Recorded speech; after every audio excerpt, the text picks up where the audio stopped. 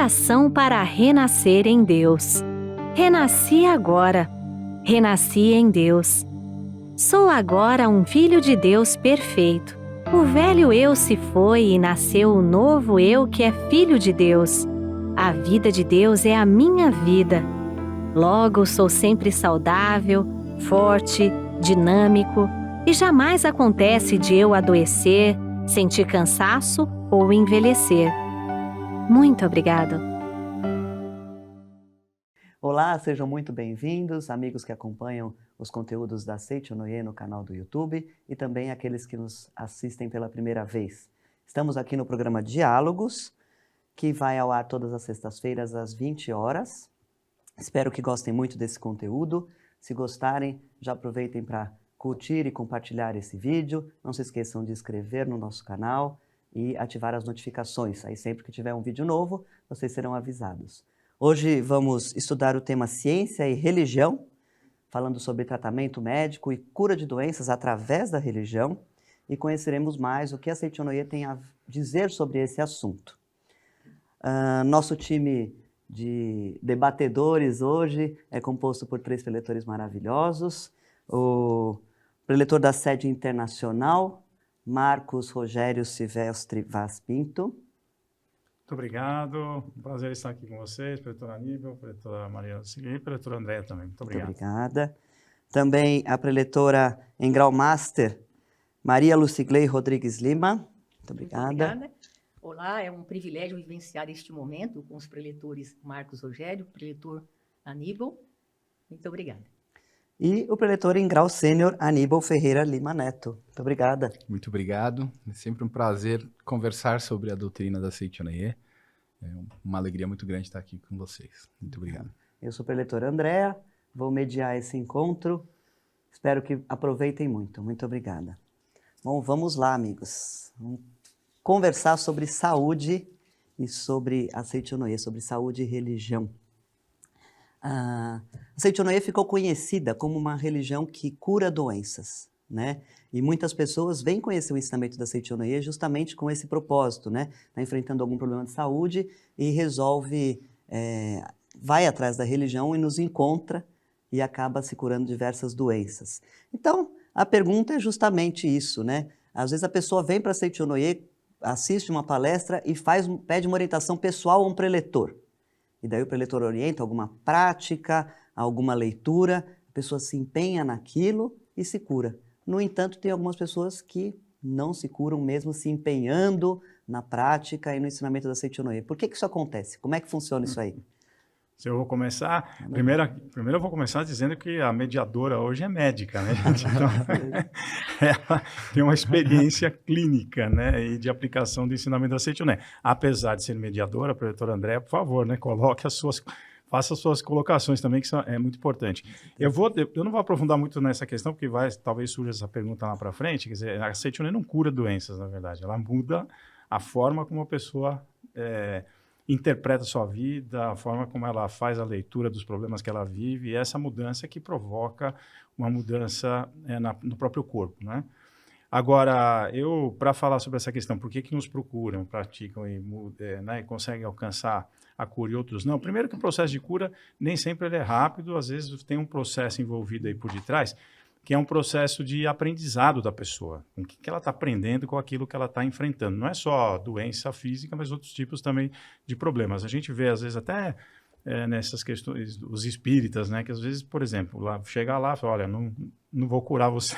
Como não vai curar? Não vou curar porque você precisa passar por essa experiência. Mas não é passar pelo sofrimento em si, é de uma experiência de aprendizado. Então, eu vou deixar uma dica para os amigos que estão nos assistindo, no livro Você Pode Curar a Si Mesmo, da autoria do professor Masaru Taniguchi, na página 68 tem um caso muito interessante de uma pessoa que tinha muita fé, ela se curava de tudo, só que teve uma vez ela contraiu uma doença, ela não estava conseguindo se curar. A história completa vocês vão ler aqui, né, nesse livro, então, na página 68.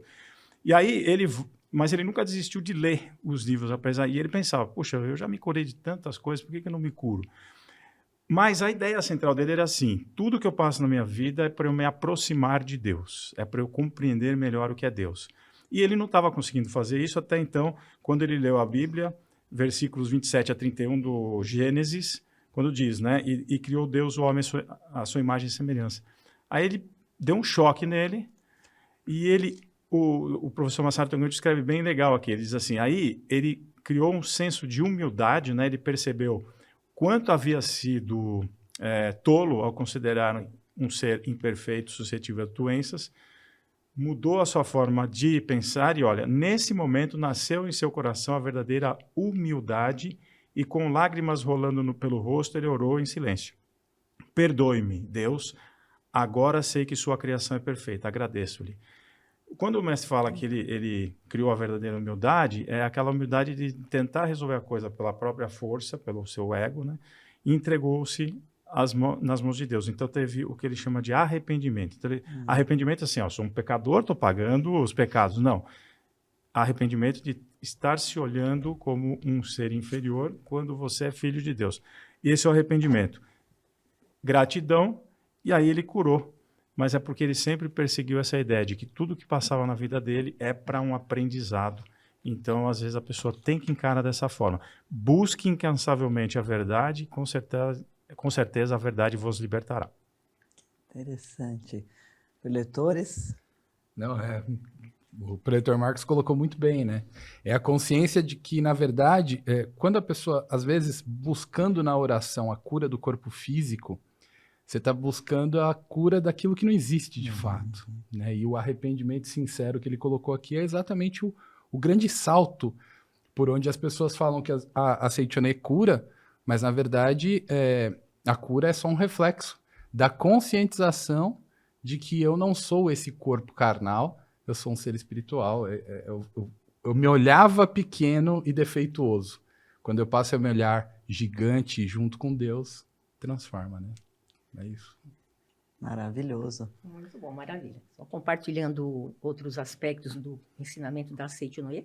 No livro Assim se concretiza o bem, o professor Seito Taniguchi, ele nos fala sobre essa questão, e eu, ao preparar a atividade, considerei bastante importante. Ele diz que a atividade, ela é uma atividade global, a oração, perdão. Então, a pessoa, seria precipitado nós considerarmos a oração como um simples expediente para a realização de desejos, que é o que foi colocado tanto pelo preletor Marcos quanto pelo preletor Aníbal.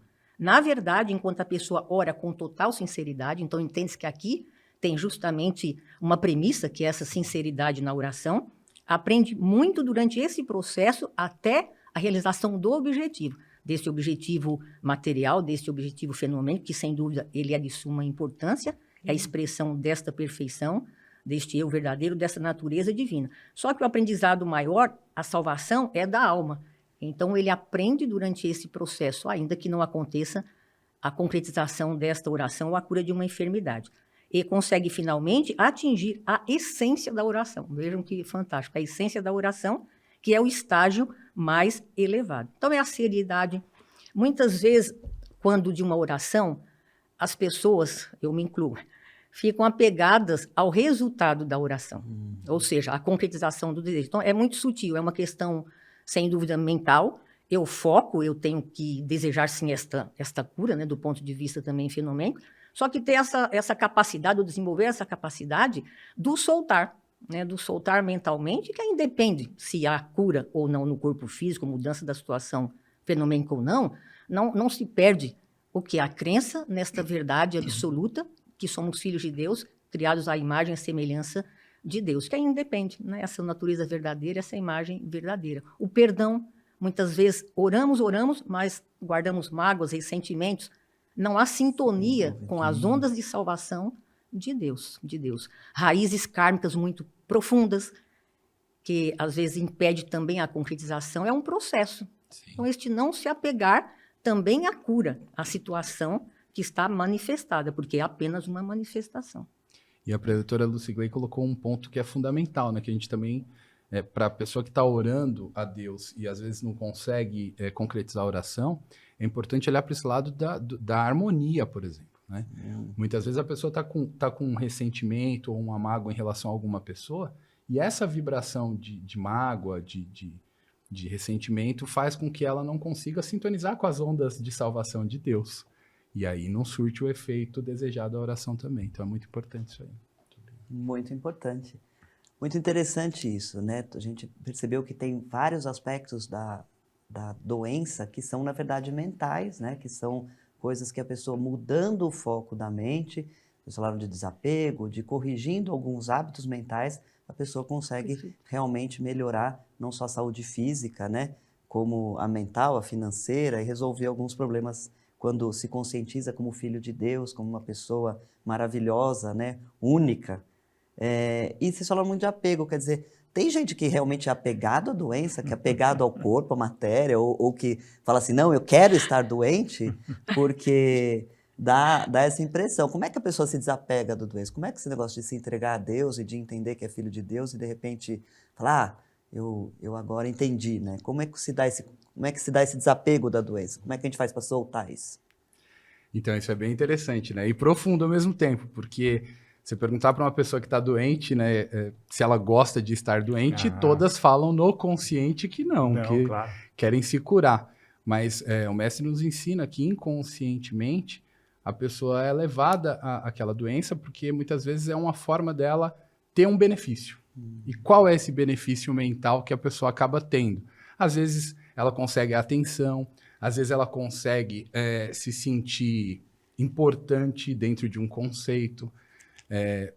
Às vezes é uma doença que faz com que, por exemplo, um casamento continue. Tem várias situações que fazem com que a pessoa inconscientemente busque isso. E, por exemplo, mudando um pouquinho, mas ainda falando de doença, né, temos uma médica aqui, os vícios hoje em dia é considerado também uma doença, determinados vícios químicos, e muitas vezes nessas dependências químicas tem o sentimento aí de conseguir algum prazer com aquilo para atrair situações onde ela se sinta importante ou se sinta valorizada ou que tenha simplesmente a atenção do outro, né? O doutor Aníbal estava falando, eu estava pensando nas crianças, né? Eu sou educador, aí já veio uma... a criança, ela percebe como ela faz para chamar a atenção do adulto, né? Através de uma mania, de um hábito, alguma coisa assim, ele aprende como chamar a atenção. Então, muitas vezes, inconscientemente, a pessoa acaba usando isso como recurso mesmo, né? O doutor Aníbal falou muito bem, para segurar um casamento, né? Ou, por exemplo, se eu me sinto uma pessoa carente, né? Não tenho autoconfiança, eu preciso da atenção do próximo. Então, manter aquela estado de doença é alguma coisa que, entre aspas, né? Entre muitas aspas, acaba me beneficiando, né? Às vezes até benefício financeiro, né? Também. A pessoa tem uma doença, ela tem uma pensão, e se ela ficar curada daquilo, aquela pensão vai se extinguir. Aí, exatamente. Coisas raras, né? Mas o que a gente está falando aqui são processos inconscientes, né? Ninguém está falando que alguém age dessa forma, eu vou ficar doente para roubar, né?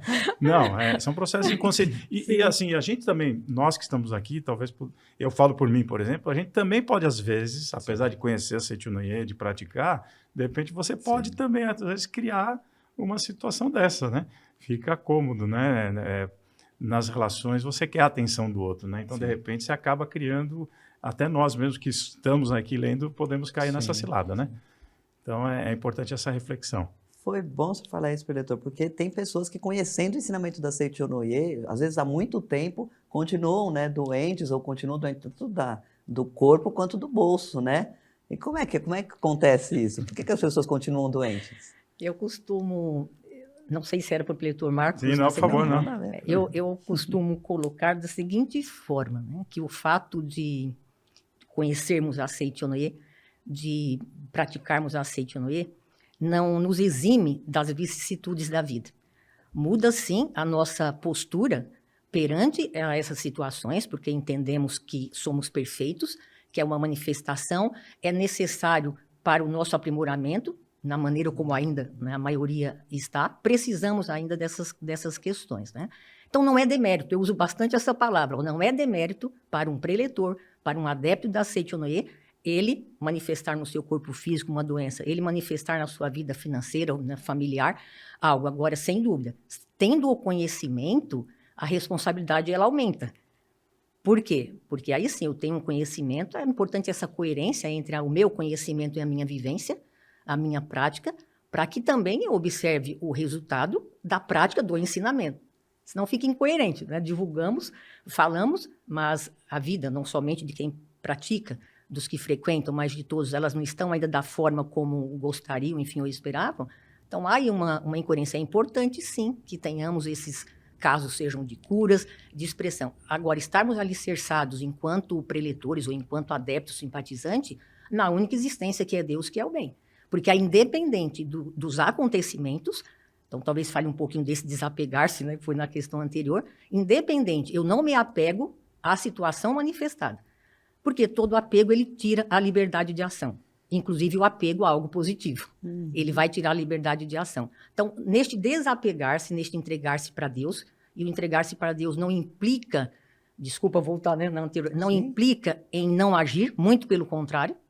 Prática de meditação, Shinsokan, leitura de livros, atos de amor e caridade, eu ajo sobre o fenômeno para que ele expresse a imagem verdadeira, né, tal qual que é a única existência. Então, eu não me apego, eu vou agir. Se eu fico apegado, eu paraliso literalmente o que é a manifestação dessa imagem verdadeira. Então, é focar nisto, sair um pouco dessa dualidade, não é? Bem, mal, doença, saúde, vou cuidar, vai tratar sim se necessário, e é o livre-arbítrio de cada um, porém, só existe Deus, só existe o bem, só existe essa perfeição interior. Olha só, eu até lembrei a preletora do Sigley falando. Ontem eu estava na sede, aí sentou lá do meu lado na hora do almoço um senhor. E veio, começou a bater papo comigo, etc. Um senhor japonês, de Atibaia, eu não lembro o nome dele. E ele assim, com a jovialidade, ele, quantos anos você acha que eu tenho? Eu olhei bem e falei, bom, nessa hora é super... Agora... Essa pergunta, que hora, né? A perguntar. Mas ele aparentava lá uns 80 e tal, né? Talvez aí uns 80 anos, uns 80, um pouquinho menos. Não, 91. E uma energia, né? Ele falou, escuto muito bem. Às vezes esqueço o nome de pessoa. Ele falou, ele brincou assim comigo. Foi de ônibus até, né? Ele começou a participar, coisa de, acho que um ano, 2, antes da pandemia, então são 3 anos, né? 3 anos mais ou menos de corrida, Ganhou, ele falou, a primeira vez que eu fui, medalha de prata, segunda medalha de ouro na faixa etária dele. Sim. E aí ele falou, mas segredo, ele falou para mim, né? Todo dia de manhã, 5 horas da manhã, acordo, meditação, Shinsokan, faço oração para os antepassados e depois, então é pelo menos 1h30 meditando e orando. Então eu pergunto para você que está assistindo a gente, né? Quem quer pagar esse preço? Não é esse preço. Criar esse bom hábito mental de fazer regularmente essa prática, porque aí você está o tempo inteiro alimentando a sua mente e, obviamente, o seu corpo através das palavras da verdade. Então, essa relação é clara, quer dizer, muitas vezes a pessoa não alcança o desejo, a cura ou a transformação da vida também porque não se esforça no sentido de fazer essas práticas. A meditação a gente não precisa falar, preletor e doutor Andréa, né? Isso aí está mais do que comprovado. Conversei anteontem com um amigo que está morando nos Estados Unidos, está passando por uns problemas de saúde, e é da Seichono. Eu falei, cara, mas você já aprendeu sobre a meditação? Ele falou, não, mas acontece que ele trabalha com tecnologia, né?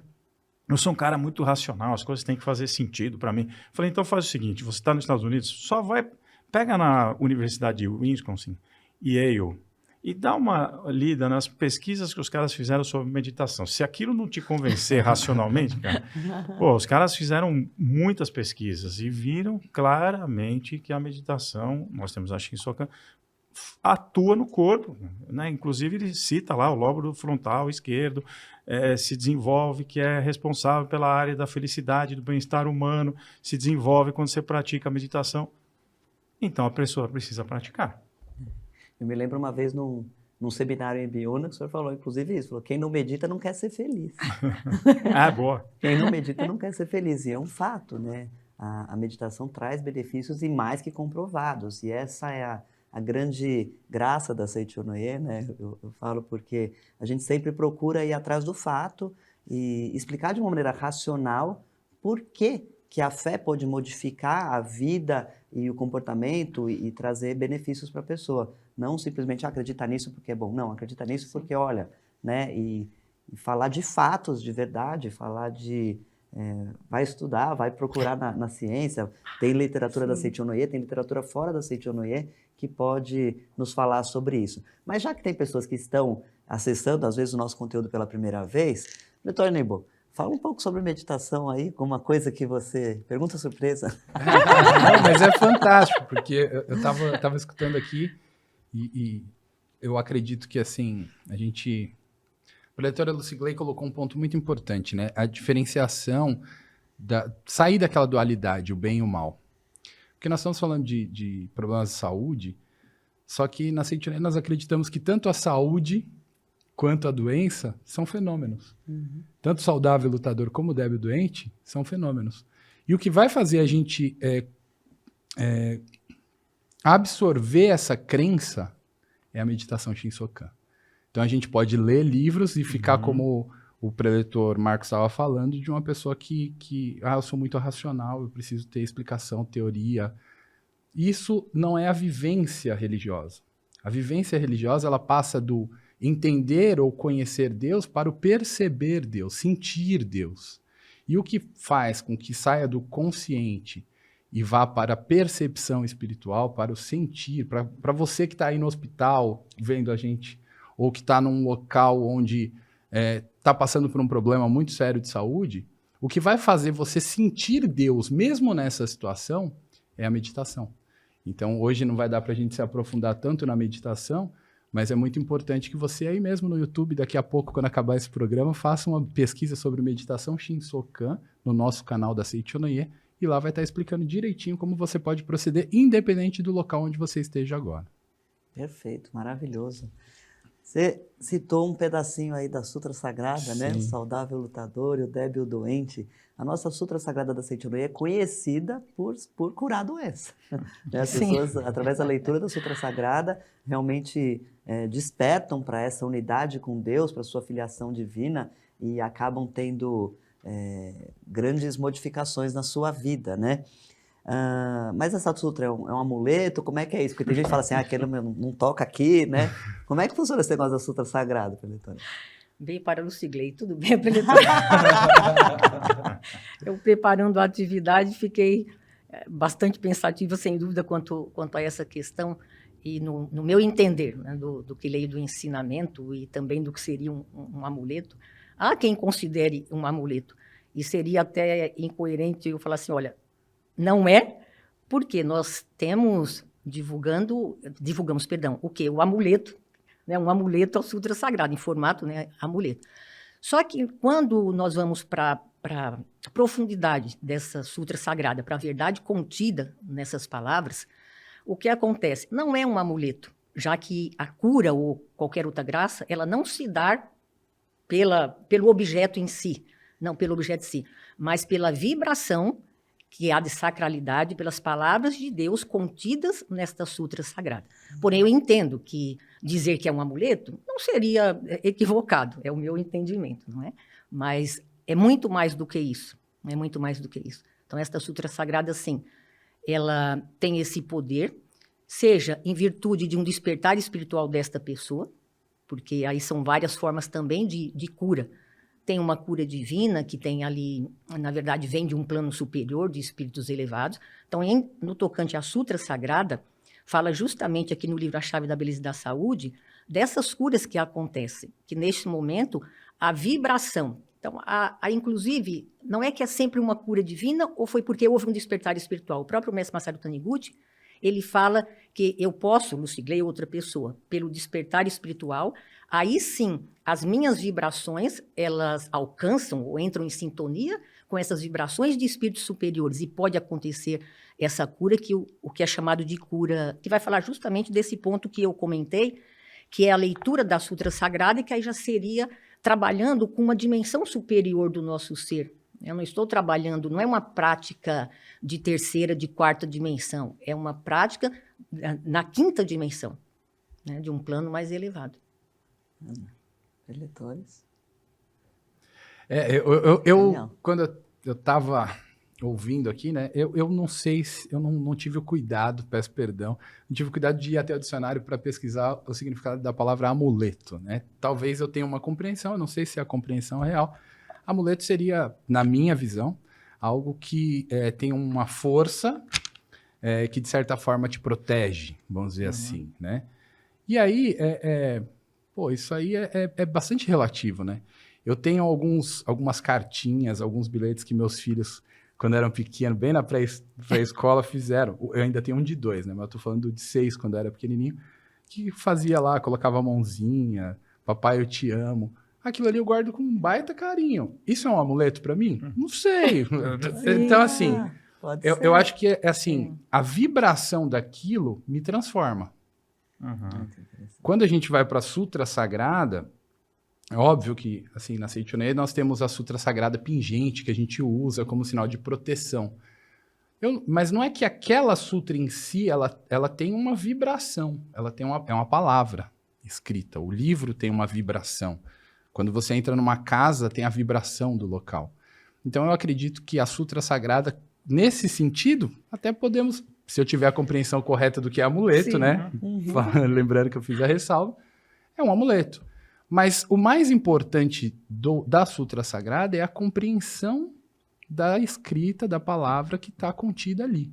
Uhum. Se a pessoa anda com a Sutra, mas também não lê, fica um pouco complicado, mas pode ser, mas também temos casos, por exemplo, onde uma mãe com muito amor e carinho doa a Sutra e fala, filho, coloca no bolso, anda sempre com ela no bolso, e por incrível que pareça, aquela pessoa acaba sendo salva de alguma situação.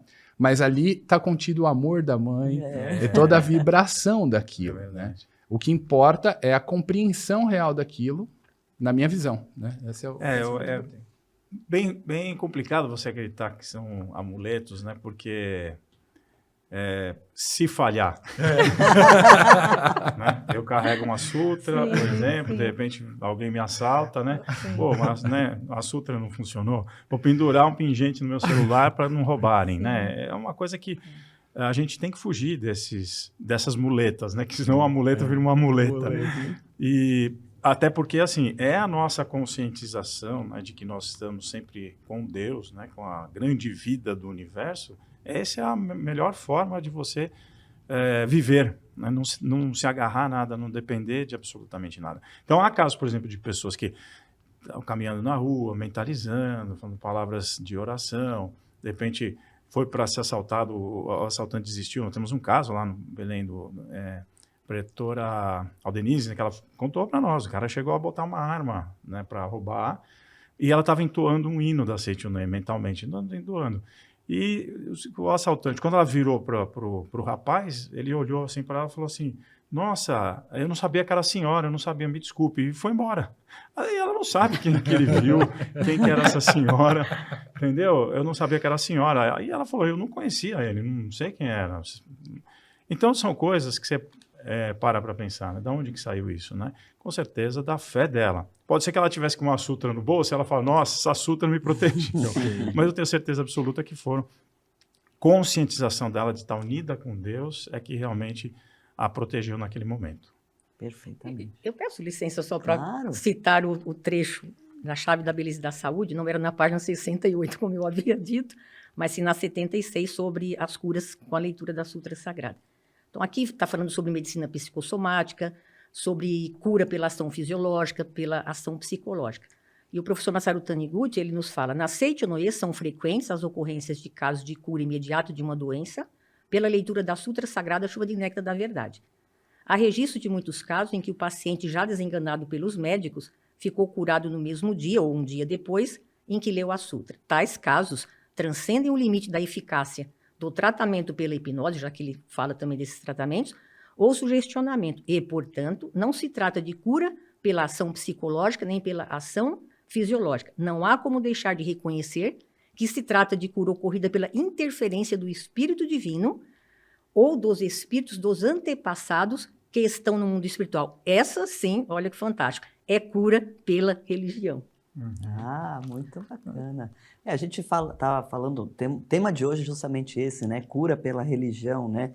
E a Seichonoye enfatiza em muitos livros esse aspecto mental da doença, né? Da origem mental da doença, muitas vezes falando exatamente isso, que a origem se origina na mente. E a gente falou aqui, tudo que a gente falou, que é possível, então, modificando a nossa mente, obter cura de doenças e outros problemas. Como é que funciona esse mudar a mente? Cura a doença mesmo? Olha, eu acho que tem esse livro, Assim se Concretiza o Bem, do professor Seiji Taniguchi. É um tratado fantástico, né? Você vê que ele estudou muito para escrever esse livro, Assim se Concretiza o Bem, e ele fala várias relações entre atitudes mentais e doenças, né? Inclusive, tem um capítulo, que é o capítulo 8, que ele diz: a mente esculpe o corpo carnal. Capítulo 8 do livro Assim se Concretiza o Bem. Só que ele fala uma coisa interessante, olha, a gente não pode atribuir todo ao inconsciente em si.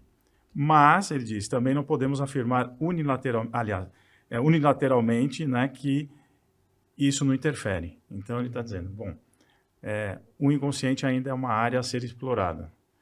Mas você conhecendo uma parte dele, você pode concluir o que tem no restante. Ele cita até os continentes inexplorados da Antártida, né? Quer dizer, tem lugares que os caras nunca foram, mas tira-se aí uma ideia do que pode, o que você pode encontrar nessas áreas não exploradas a partir do momento que você tem uma ideia de uma parte. Então, ele vai falar sobre o princípio de materialização aqui, e ele vai dizer sobre a questão de como a mente interfere no corpo. Aí é para a doutora Andréa discorrer depois aqui, porque o que ele fala?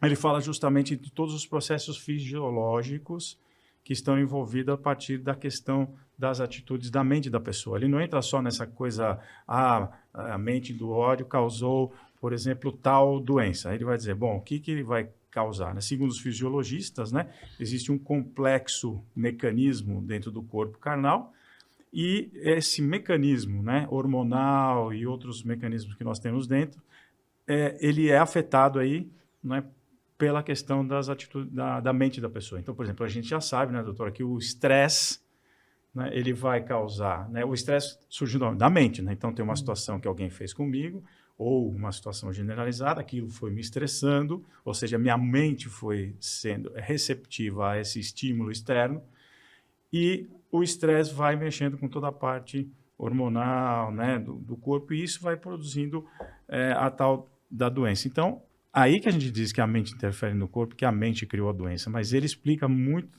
muito bem nesse livro como que se dá esse processo, inclusive fisiologicamente, né? Então, tem a parte química, a gente sabe disso, né? Hoje em dia, eu li esses dias aí um estudo feito na Inglaterra, a partir do estudo da fauna intestinal, quer dizer, como é que esses alimentos esses alimentos superprocessados que a gente acaba consumindo, estão modificando, né, a nossa fauna, né, bactérias e vírus, etc., que vivem no nosso organismo, e atingindo o nosso corpo. Então, tem esse processo, ok. Por isso que ele fala, não vamos atribuir tudo à mente, porque existem também esses processos químicos. Porém, a mente superior, como a professora Lucicleide falou, ela também é capaz até de transcender esses processos bioquímicos e fazer a recomposição do corpo e curar o corpo. Então, nós estamos falando de uma lei que é a lei do amor.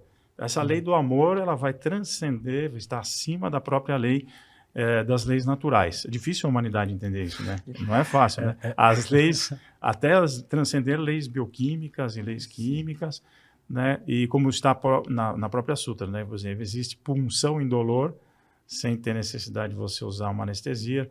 Existe, inclusive, até operações que se faz sem sangrar, mesmo cortando a pessoa.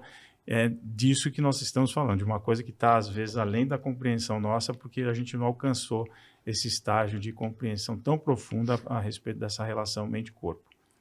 Fantástico isso, né? Porque é profundo, né? Eu estava escutando o professor Marcos falar aqui e estava pensando, né? Nossa, que desafio a gente, em um programa de 1 hora e pouquinho, a gente conseguir passar para o ouvinte, para a pessoa que está nos assistindo,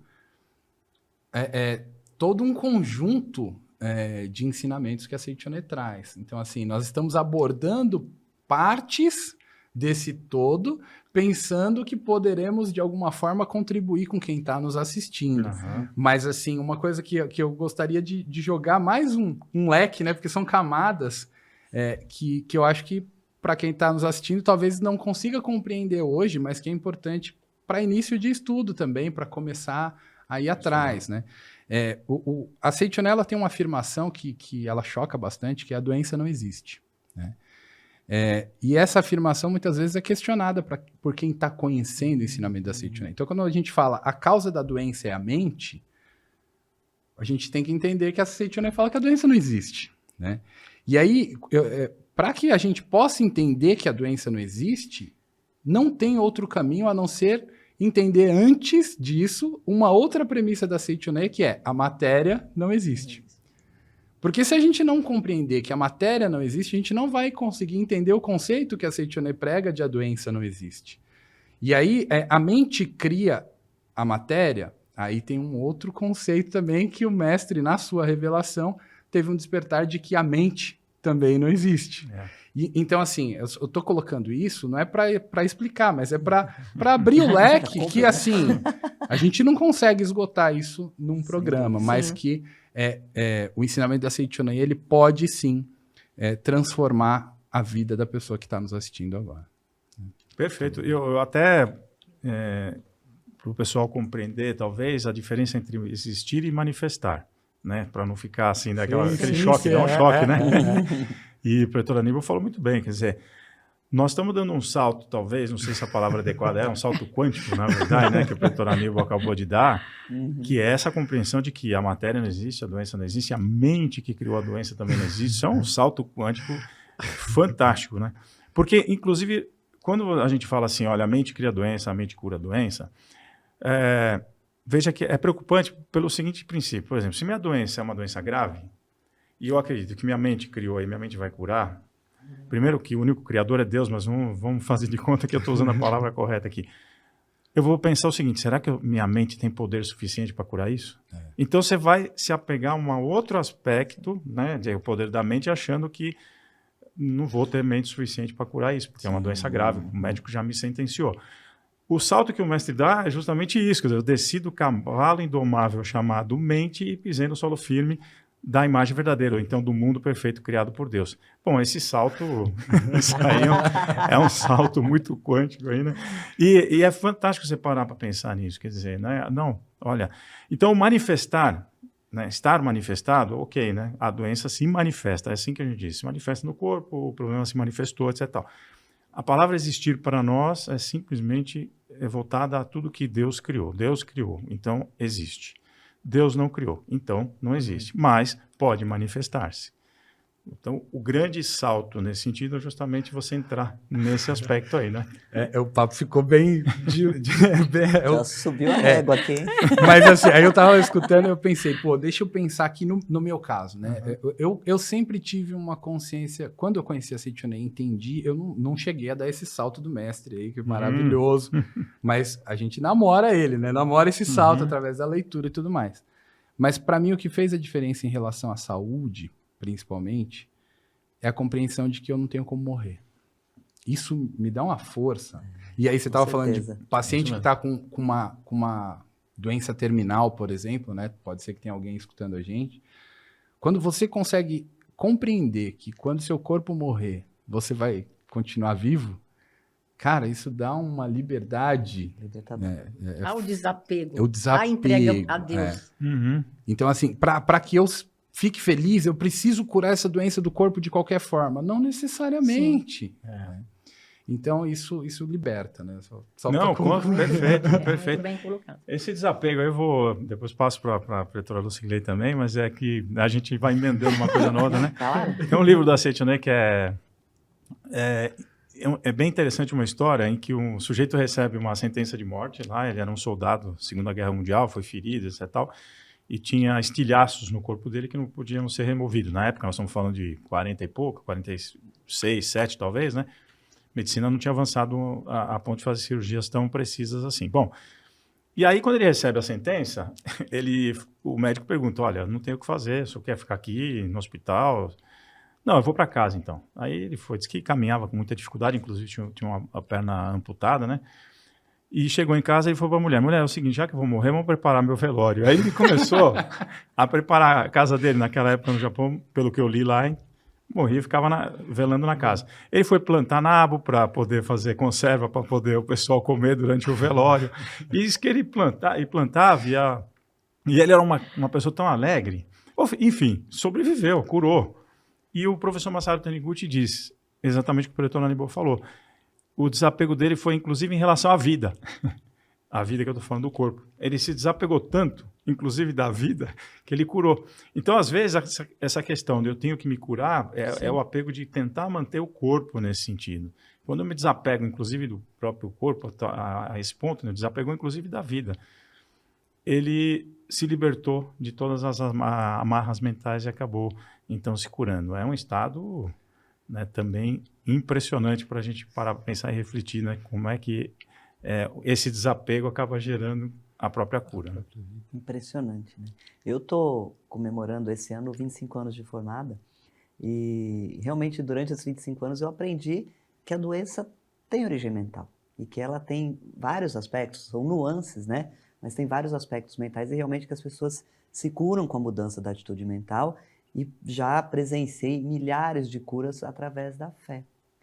Mas, inclusive, as pessoas às vezes vêm me questionar, falam assim, doutor, mas como é que um médico vai curar uma doença se ele acredita que a doença não existe, que é o meu caso, né?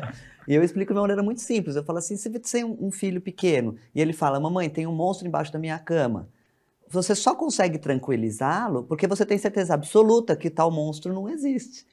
Porque se você falar, será que tem? Pô, aí você não vai conseguir tranquilizar aquela criança, né? Então, que devia ser uma conscientização natural de todos os médicos, o fato da doença não existir de fato, né? Dessa forma, ele tem tranquilidade para tranquilizar o paciente, poder curar. No entanto, às vezes eu tenho um pouco de medo da pessoa que está assistindo o programa falar assim, oba, então eu vou largar tudo, vou parar de tomar remédio e não vou mais fazer aquela cirurgia que eu precisava, né? Porque falaram que a doença não existe, então tá pronto. A Seito-no-Ie é contra o remédio, contra a cirurgia? Como é que a pessoa encara para tomar remédio, para fazer uma cirurgia? Né? Inclusive, eu já operei colegas preletores, né? Como é que a gente faz isso? Sim. Olha o livro que a preletora Lucigley traz, eu vou falar rapidinho aquele Inexistência da Doença que eu não trouxe. Eu não vou nem abrir a página, ela está com o livro Inexistência da Doença, e tem uma passagem aí, eu só vou contar a passagem depois os nossos monitores, que o médico, o mestre é procurado, Masaru Taniguchi é procurado por uma senhora e que ela perguntou, eu devo ser operado ou não? E aí ele diz assim, bom, se eu falo para não ser operado, ela morre, eu vou ser processado pelos médicos, né? Quer dizer, como é que o senhor nega, né? E se eu falar, e se eu também não falar nada, ela vai perder a fé, como é que faz, né? E ele diz mesmo, não, esse é um processo muito pessoal. É muito pessoal. Se submeter a uma cirurgia, a preletora Lucigley já falou, ou a um tratamento médico, com remédio e tudo, não é demérito para ninguém. Então, o que mais te fala é uma coisa pessoal. Eu posso simplesmente olhar para mim e minha fé me curar, né? Ou ser curado através de um tratamento médico, sim, claro. Mas se a gente consegue juntar as duas coisas, melhor ainda. Quer dizer, se eu não tenho ainda preparo para me curar só com a minha meditação, com as minhas orações, etc. e tal, vamos lá, vamos procurar os médicos, né? Médico como a doutora Andréa, que está aí. Tem muitos médicos assim, né? Hoje está crescendo muito a área da medicina, que vê você como um todo, né? Não vê só, você é um rim, você é um pulmão, você é um fígado, você, né? Então, eu acredito que nós não somos contra nenhum tipo de tratamento médico. É o aliar, né? Justamente, o professor Masaru Taniguchi fala aqui no A Chave da Beleza e da Saúde, entre outros livros, justamente do aliar a fé ao tratamento médico. Com isso, o resultado dar-se-á de maneira muito, muito diferente. Tem um trecho bastante adequado sobre essa questão, porque fala de cirurgia, conforme lançou aí na pergunta. Então, o professor Masaru Taniguchi, ele colocando de quem não busca um tratamento, né, enfim, ele diz que alguns lamentam, por ter acreditado em Deus, deixei de recorrer ao médico e agora é tarde demais. Quem pensa que Deus tem menos poder de curar do que os médicos, deveria, desde o princípio, deixar de fingir que acredita em Deus e tratar de tomar todas as precauções quanto à saúde, recorrendo ao médico, mesmo nos casos de doenças corriqueiras. Não somente no que se refere às doenças, como também em outras questões, há ocasiões em que nos frustramos, apesar de ter confiado em Deus. Isso ocorre quando confiamos a Deus somente uma parte do problema e tentamos resolver a outra parte com nossa própria sabedoria. Né? O doutor Marcos comentou um pouco sobre isso, aí para finalizar a leitura. Confiar a Deus a cura da doença, esse fantástico, eu utilizo muito em orientação pessoal, inclusive. Confiar a Deus a cura da doença não significa recusar terminantemente os tratamentos médicos. Então, fica claro que a Seito-no-Ie não é contra o tratamento médico. Porém, Em uma orientação pessoal, né, cabe a Lucilei, como outros preletores, mostrar o quê? Né? O lado da religião. Tratamento médico cabe, sem dúvida, aí a medicina. Então, confiar em Deus é praticar sempre a meditação Shinsokan. E, sobretudo, nos momentos decisivos, praticá-la para receber a revelação de Deus e agir conforme sua orientação. Em caso de doença, se a sabedoria de Deus recomendar a cirurgia, né, que a doutora citou, Andréa citou, deve se submeter a ela com a mente dócil. Isso é crer verdadeiramente em Deus. Vejam que fantástico. Né? Exato, Fantástico. atitude mental. Como é que Fantástico. toma remédio e faz cirurgia? Como é que é isso aí? Que atitude mental a gente tem que ter? Então, eu gostaria de entrar nesse, mas eu gostaria de voltar nesse ponto, porque a gente falou da complexidade e o ensinamento da Seiichi é como se fosse camadas, né? Que você vai se aprofundando. E às vezes a gente percebe que algumas pessoas param nas primeiras camadas e pensam que entenderam o todo. E o mestre é muito claro nisso. Nesse livro aqui, Você Pode Curar a Si Mesmo, ele abre um parênteses aqui, ele cita A Verdade da Vida, que também é de autoria dele, volume 4, exatamente para ressaltar essa questão da importância, não da importância, mas da posicionamento da Seichonê, que não é contrário ao uso de medicamento. Sim. Então ele fala assim: muitos adeptos alegram-se dizendo que foram curados ao pararem de tomar remédios. Mas o fato de parecer que a doença foi curada com o abandono de remédios forma um bom par com o fato de parecer que foi curada pela ingestão de remédios. Sim. Isso é apenas aparência. E aí ele fala assim: é uma grande insensatez abandonar os remédios sem despertar para o aspecto real e original da vida, pensando que basta parar de tomar remédio para curar a doença. Isso é o mesmo que considerar os remédios como uma espécie de corda que amarra a vida. E aí ele vai por aqui, e aí o importante que eu gostaria de ressaltar aqui, na próxima página, ele fala exatamente do porquê tomar o remédio, por que fazer a cirurgia, ou por que tomar, sei lá, uma vacina. Né?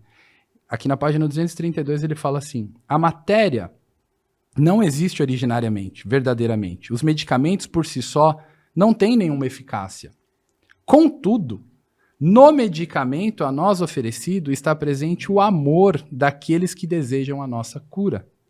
Portanto, devemos tomá-lo, aceitando com gratidão essa força curativa infinita que é o amor.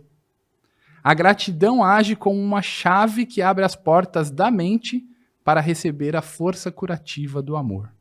Aparentemente, tomamos o remédio material, mas ao fazermos isso, nossa vida absorve o remédio espiritual, que é o amor. Maravilha. Cara, isso é fantástico. É maravilhoso. Exatamente. Às vezes a pessoa briga com a família, né? A família quer que faça um tratamento Sim.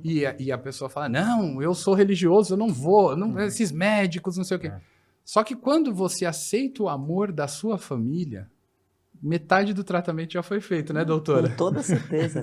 Com toda certeza, na Seichonoye a gente acredita, e todos falaram aqui firmemente que só existe Deus e o que vem de Deus. Então, todas as coisas que a gente vê, no fundo, a gente pode procurar lá, que lá está o amor de Deus. Então, em toda a cadeia que faz um medicamento chegar a você, ou que desenvolveu uma determinada técnica cirúrgica, tudo isso é uma cadeia que foi formada pelo amor de Deus, porque foram diversos filhos de Deus que, manifestando o seu dom peculiar, manifestando o dom de Deus que lhes foi concedido, né, único, exclusivo e maravilhoso, se juntaram para pensar numa solução para o seu problema. E quando você dedica o seu amor para o outro, você está justamente fazendo a sua função de filho de Deus, que é salvar o outro, porque essa é a parte viva da vida.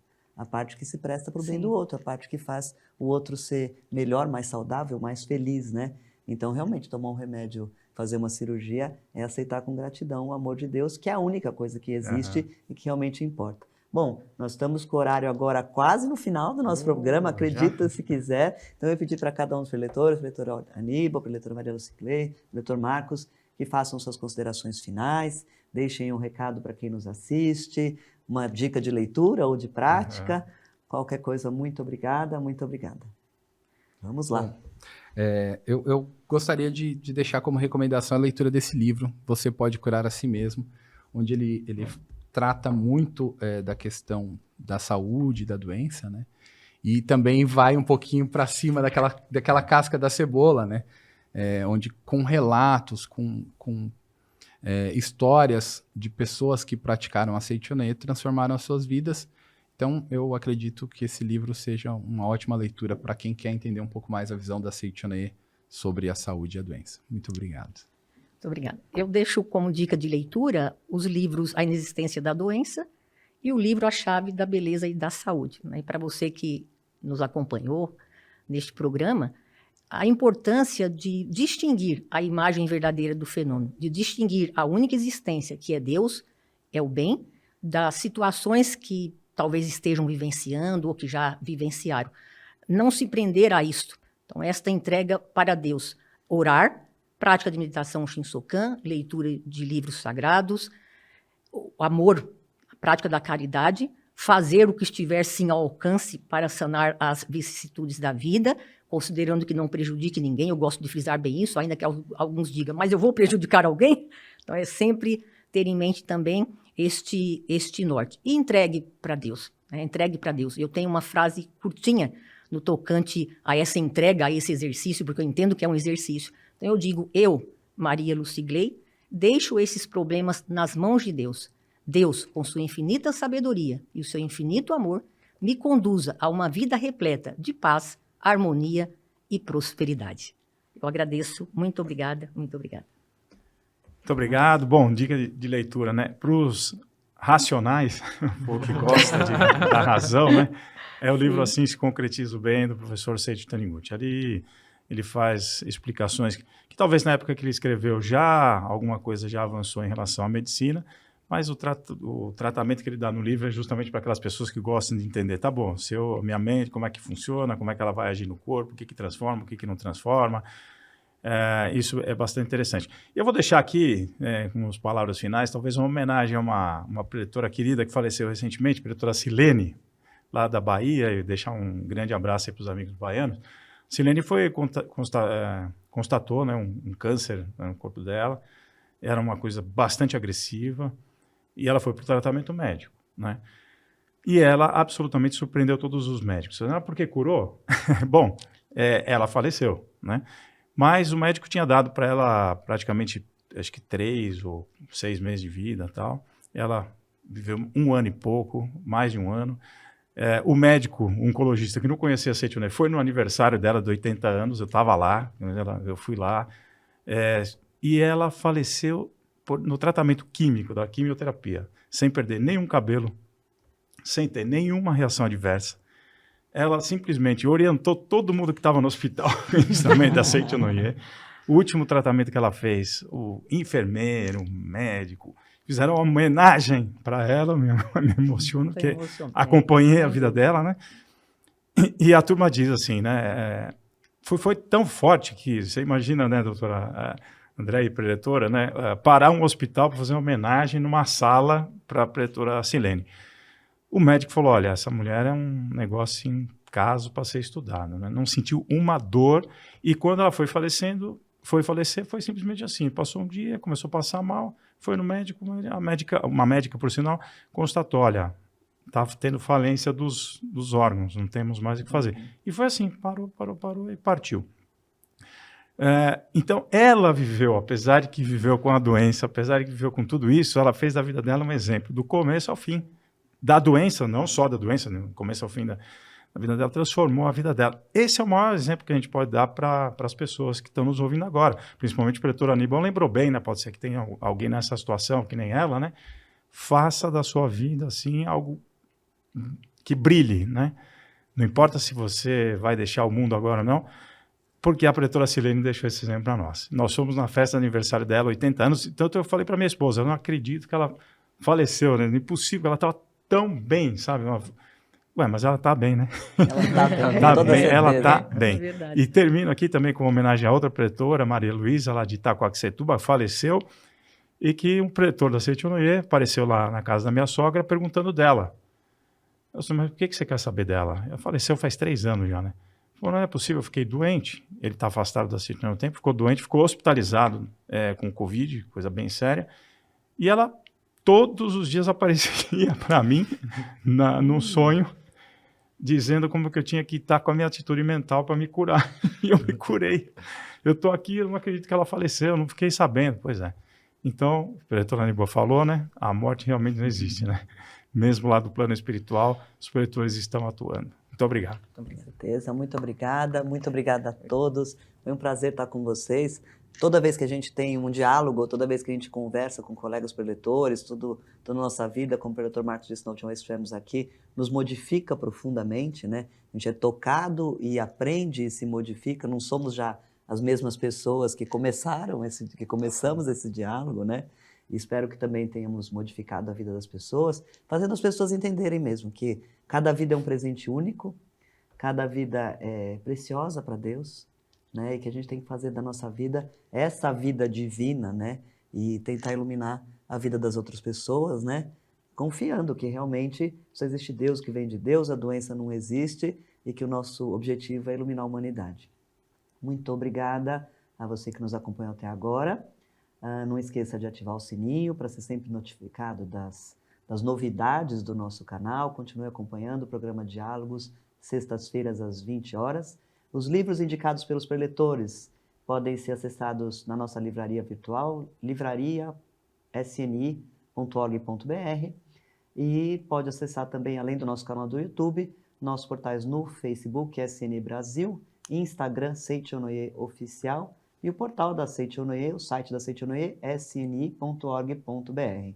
Muito obrigado a todos, sejam todos muito felizes e a vida dos senhores seja infinitamente abençoada. Muito obrigado. Prepare-se para ser abençoado por um desfile de grande sabedoria, beleza, arte e vida no mesmo palco. Na tarde de domingo, dia 6 de novembro de 2022, celebraremos a 36ª Convenção Nacional da Seichonoye do Brasil, em idiomas japonês e português, com o tema Fé, o caminho para a paz. Direto do Salão Nobre da sede central, em São Paulo, com transmissão ao vivo para todo o Brasil. Você é nosso convidado para assistir, no conforto da sua casa, a palestras sobre como manifestar a prosperidade e concretizar a harmonia familiar como caminhos para a paz mundial a partir dos nossos próprios lares. Uma roda de conversa muito especial versará sobre as ações cotidianas que formam o cidadão ético, fator decisivo para o destino da humanidade em tempos de conflitos e desafios globais.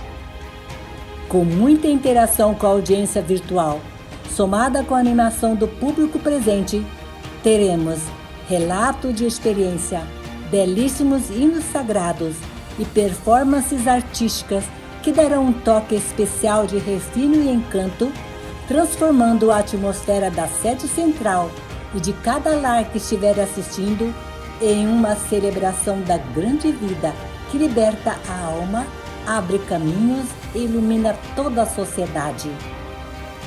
36ª Convenção Nacional da Seichonoye do Brasil, em idiomas japonês e português. Fé, o caminho para a paz. Domingo, 6 de novembro de 2022. Inscreva-se e seja abençoado por um desfile de grande sabedoria, beleza, arte e vida que iluminará o seu lar, aprofundará a sua fé e abrirá todos os caminhos.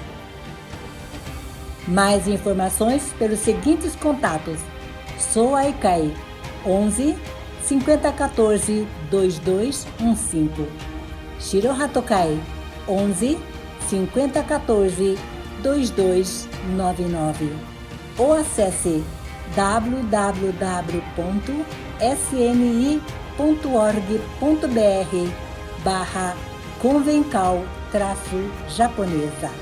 Muito obrigada!